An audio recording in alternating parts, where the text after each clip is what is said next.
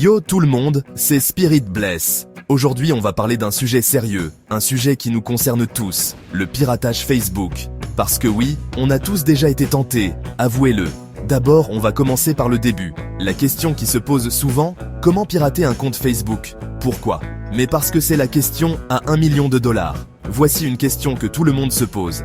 Comment pirater le compte Facebook de mon mari pour savoir s'il est fidèle? Comment pirater le compte Facebook de ma copine pour savoir si elle m'aime vraiment? Bref, tout le monde a une bonne excuse pour pirater un compte Facebook. Mais attention, les apparences sont trompeuses. Ce qu'on va voir aujourd'hui, c'est comment se protéger des arnaques. Parce que oui, il y a plein de gens mal intentionnés qui veulent profiter de votre envie de devenir un hacker de génie. On commence fort avec une technique qui fait froid dans le dos, le keylogger.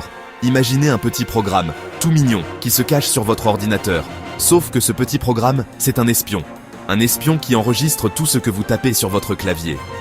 Mot de passe. Facebook. Hop, enregistré. Numéro de carte bleue. Hop, enregistré. Message compromettant que vous envoyez à votre meilleur pote. Hop, enregistré. Et oui, le keylogger, il ne fait pas de sentiments. Comment il arrive sur votre ordinateur? C'est là que ça devient intéressant.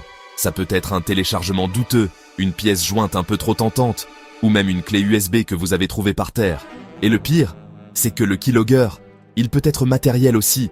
Un petit dispositif discret, planqué sur votre clavier, et hop, le tour est joué. Alors, comment se protéger? Déjà, on évite de télécharger n'importe quoi. On se méfie des pièces jointes suspectes et on ne branche pas sa clé USB sur n'importe quel ordinateur. Et surtout, on installe un bon antivirus. Parce qu'un antivirus à jour, c'est comme un bon garde du corps pour votre ordinateur. Il repère les intrus et les met dehors avant qu'ils ne fassent des dégâts. Alors, vous voyez, le keylogger, c'est pas une blague. Mais avec un peu de vigilance, on peut éviter de se faire avoir. Restez connectés, on va parler d'autres techniques de piratage dans les prochaines vidéos. On continue avec une technique encore plus sournoise, le phishing. Vous connaissez le phishing? Non? En gros, c'est comme si on vous tendait un piège sur Internet. Imaginez, vous recevez un email, apparemment de la part de Facebook. On vous demande de mettre à jour vos informations personnelles en cliquant sur un lien.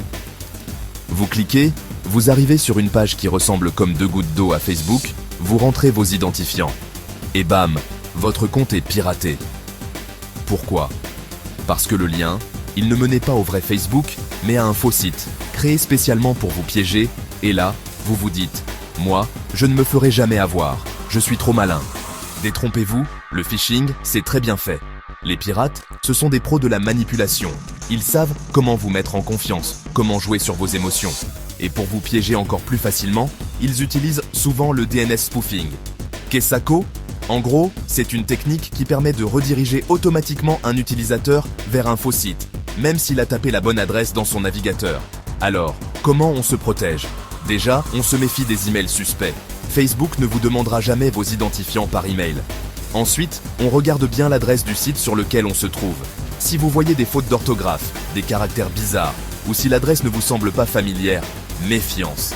Et surtout, on active l'authentification à 2 facteurs sur son compte Facebook. Comme ça, même si quelqu'un arrive à voler vos identifiants, il ne pourra pas accéder à votre compte sans votre téléphone. Attachez vos ceintures, on passe au niveau supérieur. On va parler des failles de sécurité. Oui, vous avez bien entendu. Les systèmes d'exploitation, les logiciels, ils ont tous des failles. Des petites portes dérobées que les pirates peuvent utiliser pour s'introduire dans votre ordinateur. Et le pire, c'est que chaque jour, de nouvelles failles sont découvertes. C'est un peu comme une course contre la montre entre les pirates et les développeurs. Et pour exploiter ces failles, les pirates utilisent des outils comme Metasploit. Metasploit, c'est un peu la boîte à outils du parfait petit hacker. Un logiciel surpuissant qui permet de prendre le contrôle d'une machine à distance. Imaginez un peu quelqu'un, quelque part dans le monde, qui prend le contrôle de votre ordinateur, sans que vous ne puissiez rien faire. Il peut accéder à vos fichiers, vos photos, vos vidéos, vos mots de passe. Bref, tout ce que vous avez de plus précieux. Et le pire, c'est que vous ne vous rendrez compte de rien. Votre ordinateur fonctionnera normalement. Vous ne verrez aucune différence. Sauf qu'en coulisses, un pirate sera en train de fouiller dans votre vie privée. Alors, comment se protéger? Déjà, on met à jour son système d'exploitation et ses logiciels régulièrement. Les mises à jour, c'est chiant, je sais, mais c'est indispensable. Ensuite, on installe un bon pare-feu. Le pare-feu, c'est un peu comme un mur qui protège votre ordinateur des intrusions. Et enfin, on fait attention aux sites qu'on visite et aux fichiers qu'on télécharge.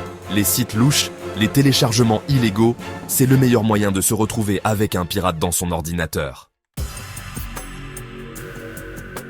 On reste dans le vif du sujet avec une technique redoutable, l'interception de données. Imaginez, vous êtes tranquillement connecté à un réseau Wi-Fi public, dans un café, à la bibliothèque ou même à l'aéroport. Vous pensez être en sécurité, personne ne vous connaît ici. Eh bien détrompez-vous, un pirate peut très bien être connecté au même réseau que vous et utiliser un logiciel comme Ethercap pour intercepter toutes vos données. Ethercap, c'est un peu comme un aspirateur à données. Il capture tout ce qui passe sur le réseau, vos mots de passe, vos emails, vos conversations. Et le pire, c'est qu'il peut même modifier les données en temps réel. Par exemple, vous pensez vous connecter à votre banque en ligne, mais en réalité, vous êtes redirigé vers un faux site, créé par le pirate. Et là, c'est le drame. Vous rentrez vos identifiants bancaires, et hop, le pirate les récupère. Alors, comment se protéger? Déjà, on évite de se connecter à des réseaux Wi-Fi publics non sécurisés. Si vous devez absolument vous connecter, utilisez un VPN. Le VPN, c'est un peu comme un tunnel sécurisé qui protège vos données lorsque vous naviguez sur Internet. Ensuite, on évite de saisir des informations sensibles sur des sites non sécurisés. Si vous voyez que l'adresse du site ne commence pas par HTTPS, méfiance. Et enfin, on active l'authentification à 2 facteurs sur tous les services qui le proposent. Comme ça, même si un pirate arrive à intercepter vos identifiants, il ne pourra pas accéder à vos comptes sans votre téléphone. On termine en beauté avec une technique simple, mais terriblement efficace, la clé USB piégée. Oui, vous avez bien entendu. La clé USB, cet objet anodin qu'on trimballe partout, peut se transformer en véritable arme informatique. Imaginez, vous trouvez une clé USB par terre.